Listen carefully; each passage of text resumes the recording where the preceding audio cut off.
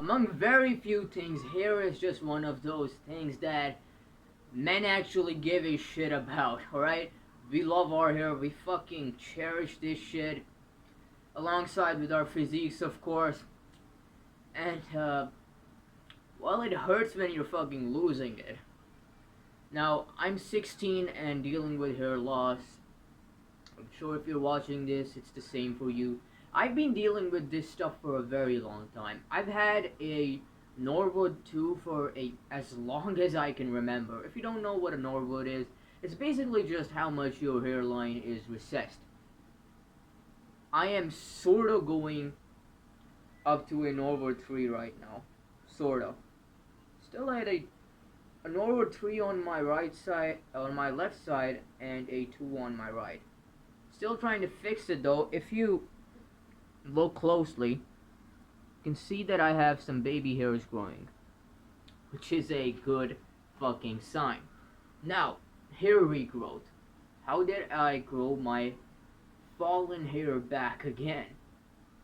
Without using finasteride, without using minoxidil, all of that jazz. First things first, you gotta understand that DHT blockers don't really work.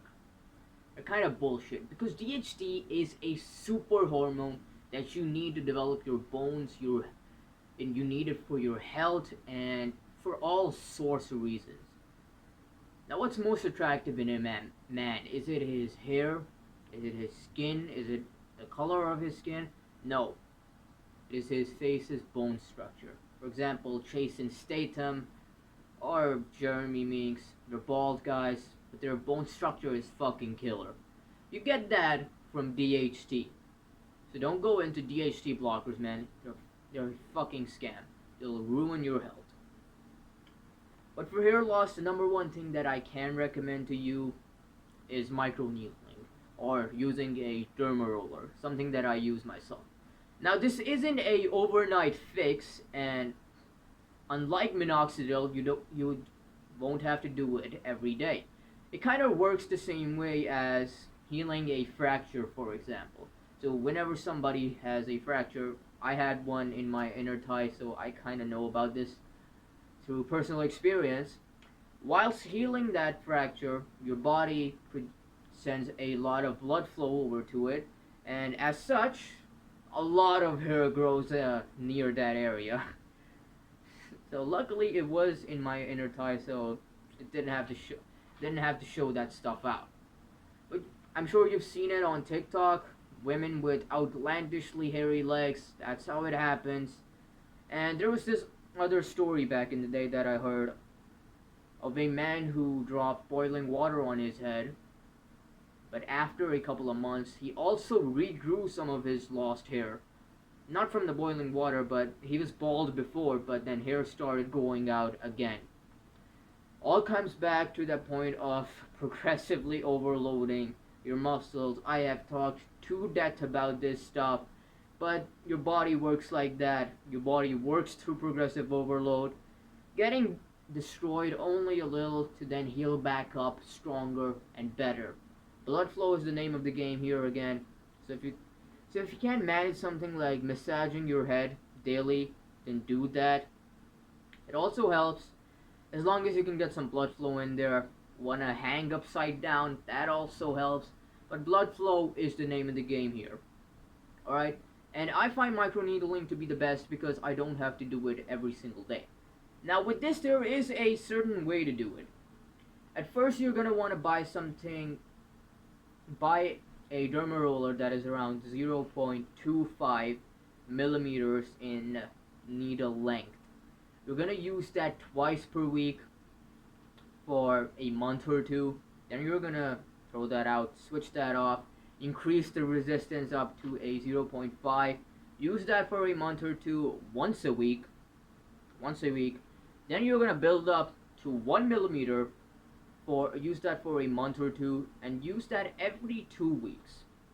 Alright, this is something that's gonna take time. Again, dealing with hair loss takes fucking time. I went from literal bald spots on my head to now baby hairs.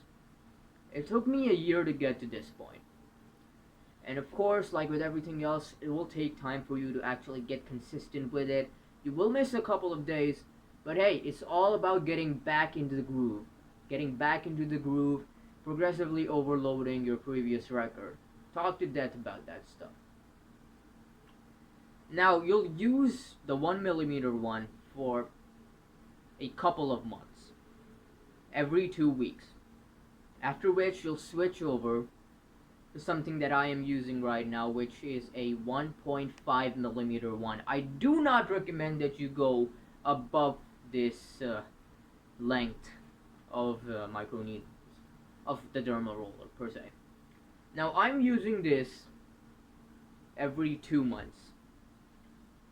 Every 2 months because this is my scalp just bleeds very hard whenever I use it, and also on Google it is recommended that you use it every 2 months or so, and I am seeing quite good results from that. Just look at that. See those baby hairs, man? See those baby hairs coming back in? Hell yeah.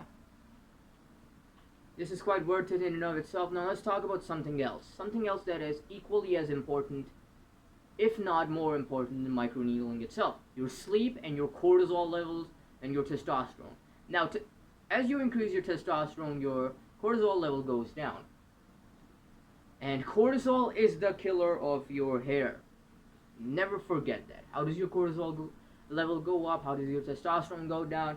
When you miss hours of sleep, when you don't take enough sunlight in your system, when your diet is shot to shit, when you're not eating enough red meats, when you're not getting enough nutrients in through or vegetables like garlic, onions, your lemons, your tomatoes, your leafy greens, all that stuff, eat your liver and other organ meats. They are stupidly cheap, but they are filled with nutrients, alright? The best bang for your buck thing out there.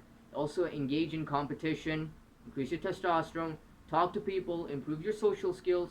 That is going to lower your cortisol down more than anything else. Even if you're socially anxious at first, do it. Studies show that people who are socially anxious, and if they just say hi to a random stranger, their cortisol levels kill. They literally die. They go down so much. Even if you are socially awkward, or you have a socially awkward interaction with someone, a stranger, talk to strangers. If you have a socially awkward interaction with a stranger, your cortisol level is still going to go down, your happiness is still going to go up.